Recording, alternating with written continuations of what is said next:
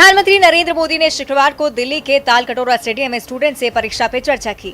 2 घंटे तक चले इस कार्यक्रम में मोदी ने परीक्षा और जीवन में तनाव पर बच्चों के सवाल के जवाब दिए। एग्जाम में परिवार की निराशा से कैसे निपटूं, इस पर छात्र को टिप्स दिए। पीएम ने घर में मां के मैनेजमेंट, क्रिकेट की गुगली, पतंग का मांझा, पार्लियामेंट में सांसदों की नोकझोंक जैसे उदाहरण देकर बच्चों को समझाया। जब एक छात्र ने एग्जाम में दबाव पर सवाल किया तो उन्होंने कहा कि परिवार के दबाव से दबाव में न आए। कभी क्रिकेट देखने गए होंगे तो कुछ बैट्समैन आते हैं तो पूरा स्टेडियम चलाना शुरू करता है, चौका चौका, छक्का छक्का। क्या वो ऑडियंस की डिमांड के ऊपर चौके छक्के लगाते हैं? चिल्लाते रहे। बैट्समैन का ध्यान बॉल पर ही होता है। बॉलर के माइंड को स्टडी करने की कोशिश करता है, जैसी बॉल है वैसे ही खेलता है, फोकस रहता है।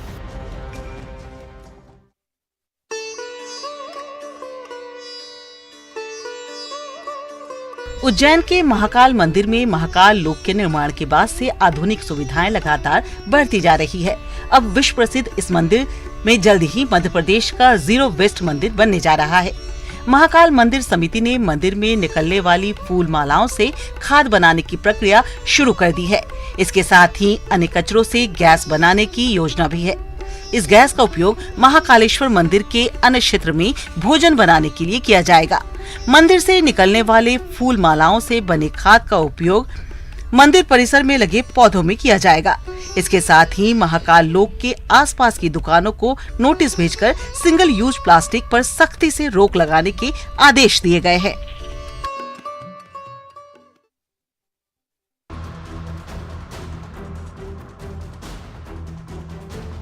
आत्महत्या के इस वीडियो को देखने से पहले दिल को जरा थाम लीजिए।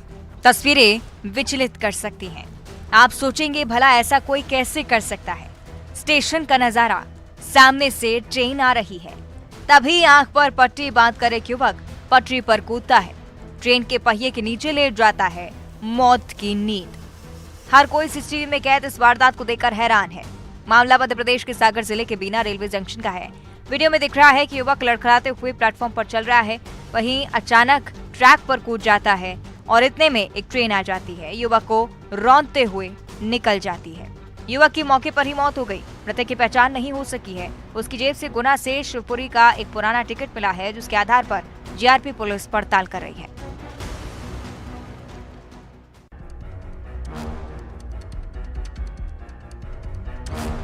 छत्तीसगढ़ के कोरबा में सीएसईबी चौकी क्षेत्र में आगजनी की भीषण घटना सामने आई है।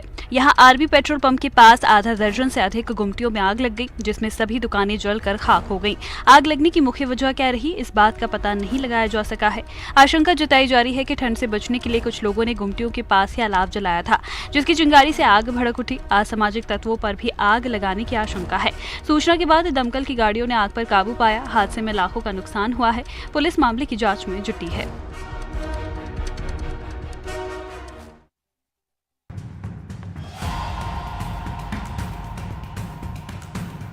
छत्तीसगढ़ के दुर्ग जिले में भीषण आग लग गई। दुर्ग के महाराजा चौक स्थित जनरल और फैंसी स्टोर धधक उठे। लोग कुछ समझ पाते, इससे पहले सब कुछ जलकर खाक हो गया। एक तो रात का अंधेरा और दूसरा कड़कड़ाती ठंड। आग बुझाने की मशक्कत हो पाती भी तो कितनी। सूचना के बाद मौके पर दमकल की गाड़ियां पहुंची। आग पर काबू पाया गया। तस्वीरें देखिए। फायर ब्रिगेड रात में पूरी मुस्तैदी दिखा चुकी थी, लेकिन हादसे में 2 दुकानें पूरी तरह से जलकर खाक हो गईं। आग किन कारणों से लगी इसका पता नहीं चल सका है। मामले की जांच की जा रही है।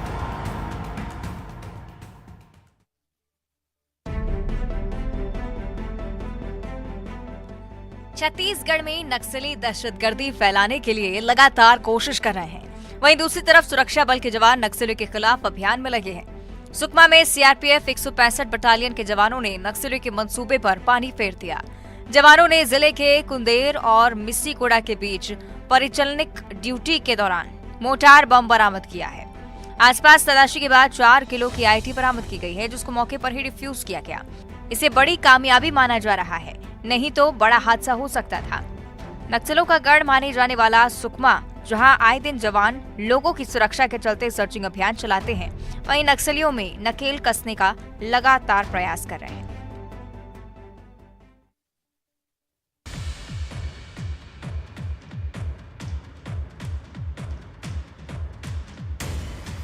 सुनसान रास्ता, अंधेरी रात, और बीच चहलकदमी करता गजराज। लेकिन काश ये गजराज सिर्फ चहलकदमी करता। चिंता इसी बात की है कि ये दंतैल हाथी इलाके में जमकर उत्पात मचा रहा है। हफ्ते भर से हाथी एक गांव के पास डेरा जमाए हुए है, जिसको लेकर ग्रामीणों में दहशत है। तस्वीरें गरियाबंद जिले के फिंगेश्वर वन परिक्षेत्र के जमाही ग्राम की है, जहां विचरण करते दंतैल हाथी कैमरे में कैद किए गए। ग्रामीण बताते हैं कि रात होते ही हाथी गांव में घुस जाता है, जिसे लेकर लोग चैन से सो नहीं पाते। उन्हें ये डर रहता है कि हाथी उनके घर पर हमला न कर दे। इधर वन विभाग ने जमाही, फुलझर सहित 2 दर्जन गाँव में अलर्ट जारी किया है।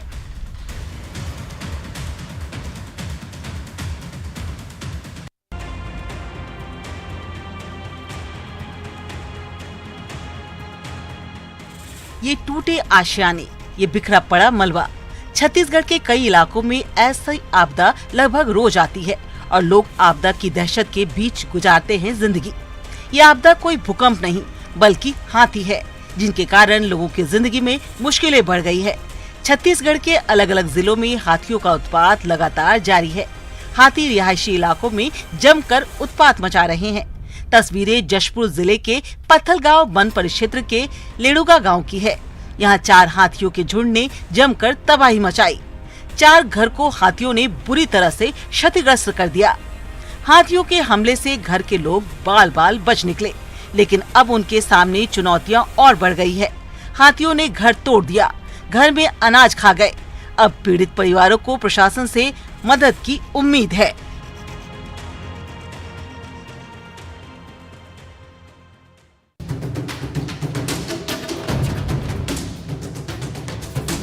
मध्य प्रदेश के कूनों में जल्द ही चीतों की दूसरी खेप आने वाली है। नामीबिया के बाद अब दक्षिण अफ्रीका से चीते भारत आएंगे। दक्षिण अफ्रीका भारत को आने वाले समय में दर्जनों अफ्रीकी चीते देगा। अफ्रीका ने इसके लिए भारत के साथ एक समझौते पर हस्ताक्षर किए हैं। ये समझौता 8 से 10 साल के लिए है। हर साल 12 चीते भारत भेजे जाएंगे। दक्षिण अफ्रीका के पर्यावरण विभाग ने एक बयान में कहा है कि शुरुआत में फरवरी 2023 में 12 चीतों का जत्था दक्षिण अफ्रीका से भारत लाया जाएगा। ये सभी नामीबिया से लाए गए चीतों के साथ रहेंगे। फिलहाल फरवरी में भारत को 12 चीते मिलने वाले हैं। लगभग 70 साल पहले भारत जैसे देश से चीते गायब हो गए थे। सितंबर 2022 में नामीबिया से 8 चीतों को करीब 8000 किलोमीटर दूर का सफर तय कर भारत लाया गया था, जिन्हें कूनो नेशनल पार्क में छोड़ा गया।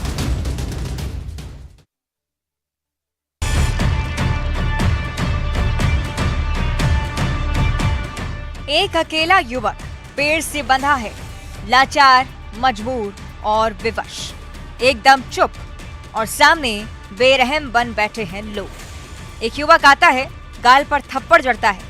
एक नहीं, एक के बाद एक, कई थप्पड़। आसपास कुछ और युवक दिख रहे हैं। बताया जा रहा है कि वीडियो मध्य प्रदेश के नर्मदापुरम का है। दावा है कि माखन नगर के कोट गांव में आपसी रंजिश में युवक को बांधकर पीटा गया। सोशल मीडिया पर युवक की पिटाई का वीडियो वायरल हुआ तो पुलिस हरकत में आई। आरोपियों पर मामला दर्ज कर लिया गया। चिन्हित कर उन्हें गिरफ्तार करने के लिए तलाश की जा रही है।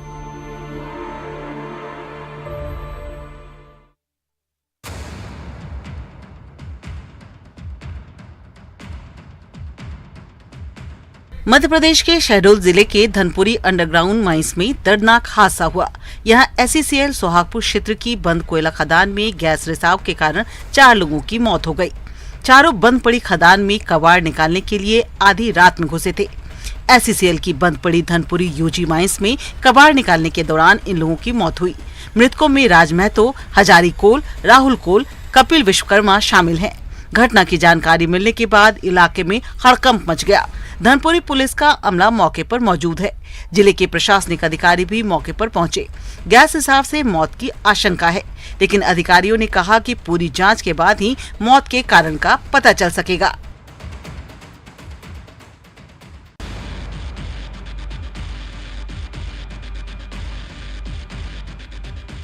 छत्तीसगढ़ के भिलाई में दर्दनाक सड़क हादसा हुआ। यहाँ सुपेला थाना क्षेत्र में एक कार अनियंत्रित हो गई, जिसके बाद कई लोगों को अपनी चपेट में ले लिया। हादसे में एक युवक बुरी तरह से जख्मी हो गया। इधर हादसे के बाद लोग काफी आक्रोशित हो गए। कार के रुकते ही ड्राइवर की जमकर पिटाई कर दी गई। तस्वीरें देखिए, बड़ी संख्या में लोग इकट्ठा हैं। कार के शीशे फोड़ दिए गए हैं। कुछ युवक कार की छत पर चढ़ गए हैं। इधर हादसे की सूचना के बाद पुलिस ने आरोपी ड्राइवर पर मामला दर्ज कर लिया है। घटना की जांच की जा रही है।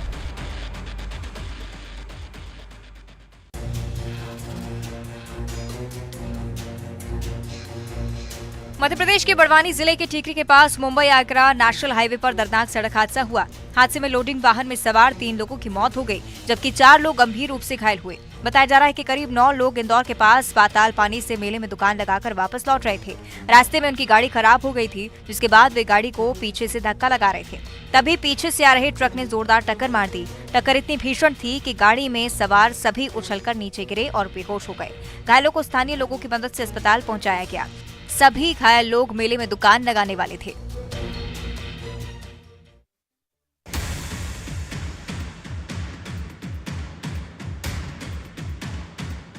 गणतंत्र दिवस पर स्कूली बच्चों और शिक्षकों ने प्रभात फेरी निकाली। स्कूल में झंडोत्तोलन होना था, गीत संगीत होना था, लेकिन हो गया विवाद झंडा फहराने को लेकर 2 जनप्रतिनिधियों के बीच हुआ कि झंडा हम फहराएंगे तो हम फहराएंगे। मामला नवागांव मोहदा गांव का है, जहां शिक्षकों ने जनप्रतिनिधियों को न्योता दिया था। तय कार्यक्रम के मुताबिक स्कूल में शाला विकास समिति के अध्यक्ष को झंडोत्तोलन करना था, लेकिन गांव के सरपंच और समर्थक भी समारोह में पहुंचे थे, जिन्होंने इसका विरोध शुरू कर दिया। दोनों तिरंगा झंडा फहराने के लिए एक दूसरे को गाली देते हुए, झूमा झटकी करते हुए हाथापाई करने लगे। उन्हें मौजूद लोगों ने शांत कराया और गांव के सरपंच से झंडा फहरवाया गया।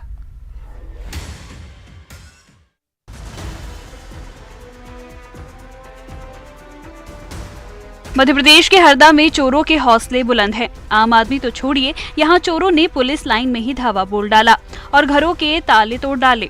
अज्ञात चोरों ने रैकी कर पुरानी पुलिस लाइन और सिटी कोतवाली की नई पुलिस लाइन के क्वार्टर में रह रहे 13 पुलिसकर्मियों के दरवाजे के कुंडे उस समय काटे जब वो या तो ड्यूटी पर थे या फिर बाहर गए थे।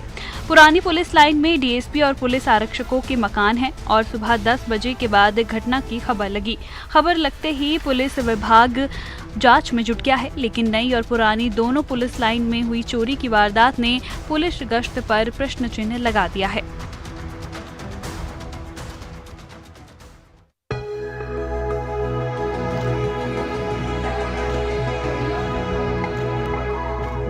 आजादी के बाद से देश में तिरंगा शान से फहराया जा रहा है।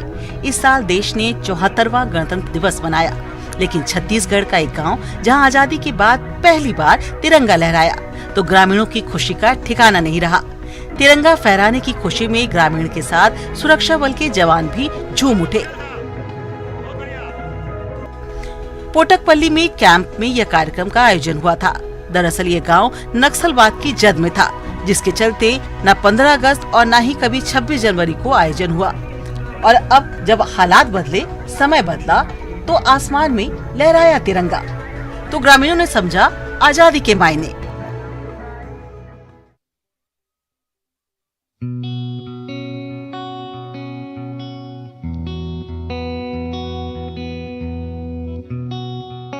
कहते हैं ना कि प्रतिभा उम्र की मोहताज नहीं होती।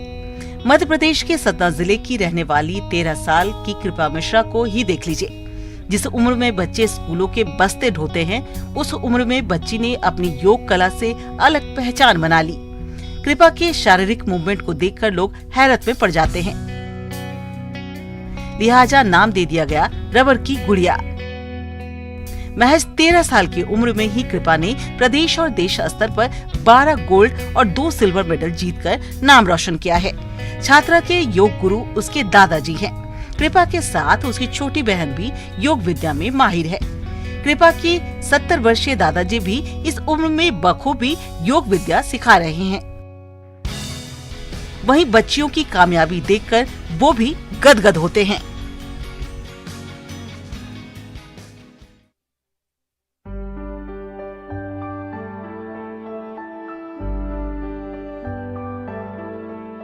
भोपाल की नेहरू नगर पुलिस लाइन में मध्य प्रदेश पुलिस में हाल ही में चयनित हुए 6000 आरक्षकों को सीएम शिवराज सिंह चौहान ने नियुक्ति पत्र प्रदान किए। इस मौके पर गृह मंत्री doctor Narottam Mishra, ACS home doctor Rajesh Rajora, DGP Sudhir Saxena, ADG चयन एवं भर्ती संजीव शमी मौजूद रहे। कार्यक्रम से पहले सीएम ने प्रदर्शनी का अवलोकन किया। कार्यक्रम की शुरुआत में पुलिस के जवानों ने मध्य प्रदेश गान की प्रस्तुति दी। मध्य प्रदेश गान के बाद सीएम ने पुलिस जवानों का हौसला बढ़ाया। मध्य प्रदेश गान जैसे ही खत्म हुआ, सीएम ने जवानों की तरफ देखकर तालियां बजाकर उत्साहवर्धन किया। संबोधन से पहले उन्होंने जवानों पर फूल बरसाए और फिर कहा कि वर्दी की मर्यादा नहीं भूलनी है। माफिया बदमाश करीब आने की कोशिश करेंगे, लेकिन सतर्क रहना है।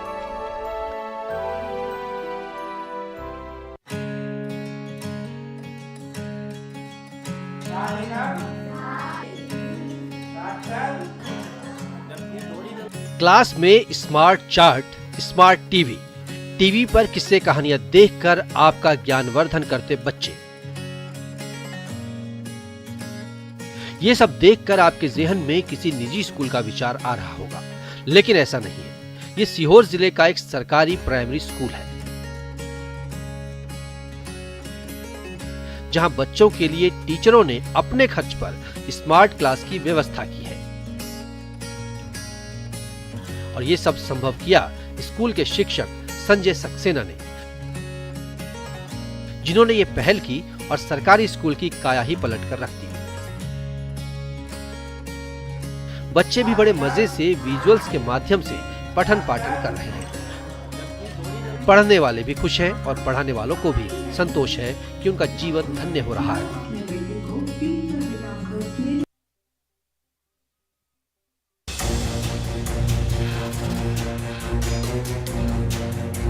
छत्तीसगढ़ के अलग अलग जिलों में रसल वाइपर जैसे जहरीले सांप मिलने के मामले आए दिन सामने आते रहते हैं। ऐसे में बेहद जरूरी है सावधानी बरतने की। घर में विषधर मिले तो तत्काल वन विभाग को सूचना दे। आमतौर पे लोग सांप को देखते ही हैरान परेशान हो जाते हैं, लिहाजा इसके रेस्क्यू की तरकीब जानना भी बेहद जरूरी है। तस्वीरें झारखंड के दुमका जिले की है, जहां वन विभाग की ओर से वन कर्मियों और एसएसबी जवानों को विषैले सांप पकड़ने की ट्रेनिंग दी गई। दरअसल जंगल और पहाड़ से घिरे दुमका में भी कई प्रजाति के सांप पाए जाते हैं, जिसे देखकर लोग भयभीत हो जाते हैं। ऐसे हालात से निपटने के लिए वन विभाग की ओर से 3 दिवसीय कैंप का आयोजन किया गया, जिसमें ट्रेनर की ओर से विषैले सांपों को पकड़ने की ट्रेनिंग दी गई। इस दौरान कोबरा और रेसल्स वाइपर जैसे सांपों को पकड़ने के गुर बताए गए। वहीं सांप के काटने पर प्राथमिक उपचार के साथ साथ सांपों का रेस्क्यू करने के बारे में भी जानकारी दी गई।